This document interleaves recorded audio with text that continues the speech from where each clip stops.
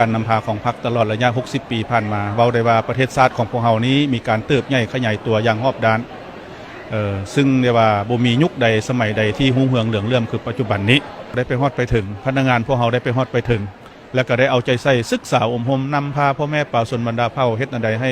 แก้ไขความทุกข์ความยากอันนี้เป็นความเป็นห่วงเป็นใยของพรรคของรัฐดีใจหลายมีหยังบ่เทียบเท่าบ่ได้บุญคุณของพรรคที่ว่าใหญ่ดวงที่สุดต่อรุ่นสืบทอดพวกเฮานี่นะอยากให้พยายามโศกหูหำเฮียน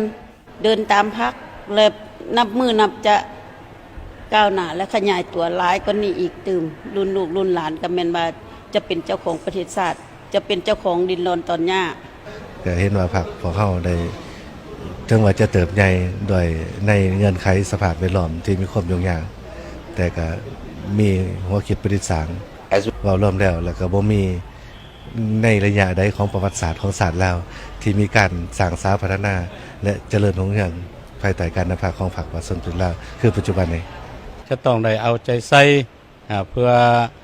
ฮู้เกี่ยวกับปัญหามูลเชื่อและประวัติศาสตร์ของศาสตร์ของพรรคพวกเขาเป็นพรรคของชนชั้นกรรมกรยามใดก็เป็นห่วงเป็นใยต่อชีวิตการเป็นอยู่ต่อประเทศชาติตลอดมาและก็ต่อไปที่สถาปนาสาธารณรัฐประชาธิปไตยประชาชนลาวมานี้ก็ได้เหตุการณ์พัฒนาก่อสร้างในเบื้องต้นทวิตก็แม่นการปกปักรักษาและสร้างสาประเทศชาติมีสุขภาพเข้มแข็งอะไรเป็นผมโพผมไส้ให้ลูกให้หลานพวกเฮาแล้วก็ขออวยพรบรรดาทานผู้มีเกียรติทั้งหลายในโอกาสนี้จงมีแต่ความสุขสมหวังทุกประการก่อนอื่นเมื่อเอาต้องแก้ไขความทุกข์ยากของประชาชนซะก่อนมันแบบแผนเฮ็ดเวียกอันนี้ดีนะแบบแผนเฮ็ดเวียกอันนี้แม่นเฮาลงทรยลงไปพบประชาชนบ้านทุกข์ยากคั่นไปเบิ่งว่ามันเข้าทุกข์ยากเป็นหยังจังทุกข์ยากเข้าทุกข์ยากย้อนหยังแดอันนี้เขาลงไปดิไปลงพบกับประชาชนนั้นประชาชนพบแล้วก็อำนาจการปกครองบ้านมาปรึกษากันว่าโอ้สิ่งที่ประชาชนเบาขึ้นมานะมันถึกแล้วนี่ประชาชนเว้าว่าโอ้มันเขาต้องการอันนี้นี่อันนี้มันแบบแผนเฮ็ดเวียกนี่มันเอาติดแทนหักท่านแท้ๆเด้เหือแห้งเอาดินเฮาป่าไม้เฮาทรัพยากรเฮาเองเฮาพัฒนาเพื่อเลี้ยงเฮาเองอย่างยืนยงบ่เสียบ่เปลืองบ่หมดจักเทื่อกินมูลของเฮาอันนั้นแหละmáy sông cũng lội máy đèo cũng qua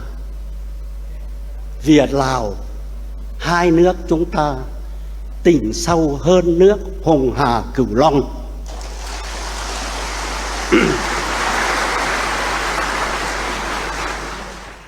จะสร้างยี่ห้อของผลิตภัณฑ์ลาวได้บ่ให้มันดังกองสากลหมู่มีรถโตโยต้าเนาะเฮานี่บ่มีเฮาสร้างยี่ห้อของเราได้บ่คำถามที่2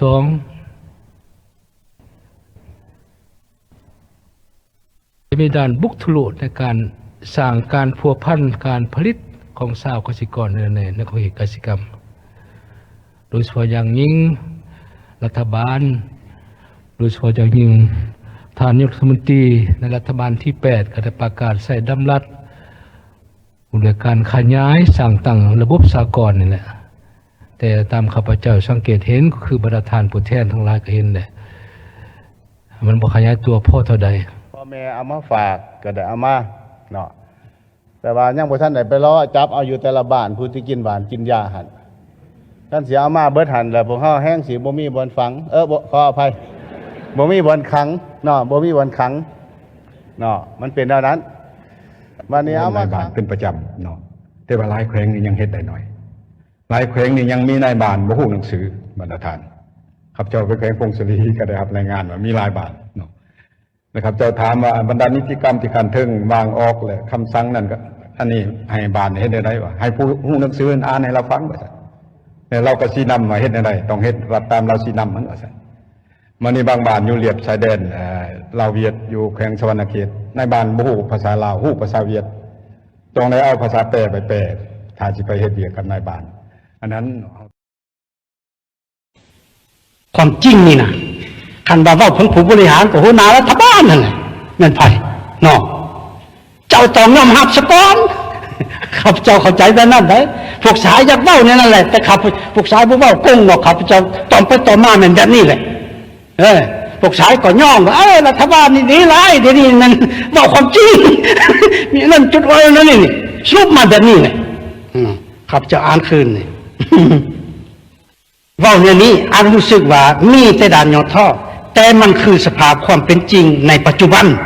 ที่ผู้กำนโยบายและผู้บริหารประเทศต้องยอมรับให้ได้ซะก่อนยอมรับให้ได้ซะก่อนถึงความจริงอันนี้บ่มีอันอื่น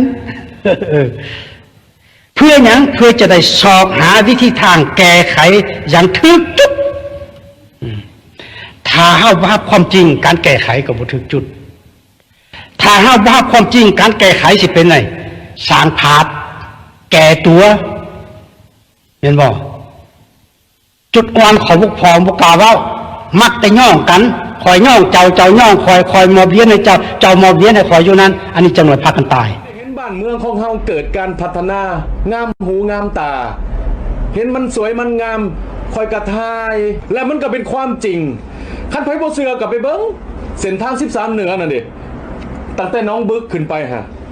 บักงามลาดไปตรงซื่อเจ็ดคือเห็นนั่นแหละ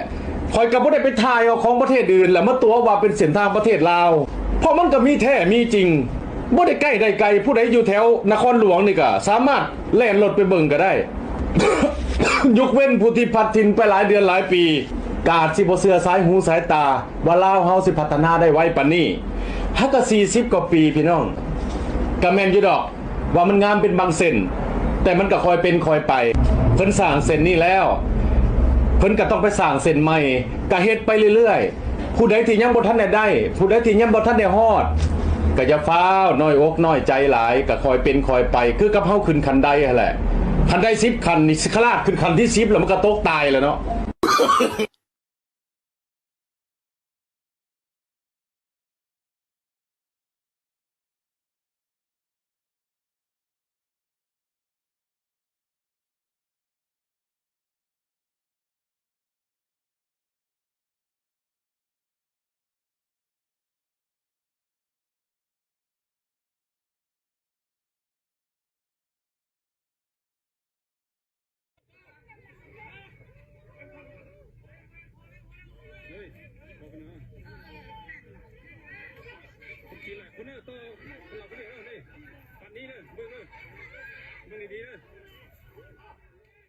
กี้นั่นอยู่ซ้ำเหนือเท่ๆนั่นเขากู้ชนะอยู่ซ้ำเหนือพุ่นน่ะเขาว่าอเมริกานี่คู่ที่เป็นยักษ์เป็นโคกินคนบ่มีศีลธรรมแนวบ่มีคือเจ้ามาโฆษณาเอาเว้าเนี่ยบ่ประโยชน์แนวเจ้าบ่มีอันอิสระนั่นอยู่ทางซ้ำเหนือโฆษณาไปบลัมบลูบลัมร้อยแนวเด้อบ่ยับบ่ดีทีมแต่อเมริกาแนวเด้อขี้หายทีมแต่อเมริกาคนชัดชื่อบทอเมริกาคนมีศีลธรรมบทอเมริกามีอยู่มีกินเฮาบ่มีให้มีหน้าเฮามาอยู่มาอาศัยเขาเบิ่งเขาแย่งทุกสิ่งทุกอย่างบ่มีทรงมีเชื่อเขาเพ้อบ่มีอยู่มีกินเขาเพ้อเขาเป็นคนศีลธรรมเขาเป็นคนชัดชื่อหาเรื่องว่าเขาเป็นศัตรูว่าจักรพรรดิอเมริกาขุดหักถอนโค่นโฆษณาอยู่ทางจำเนือพุ่นบ่ยัดได้บิเดี๋ยวที่หายที่เชิญอเมริกาเม็ดอันเจ้าเว้าอยู่จำเนือ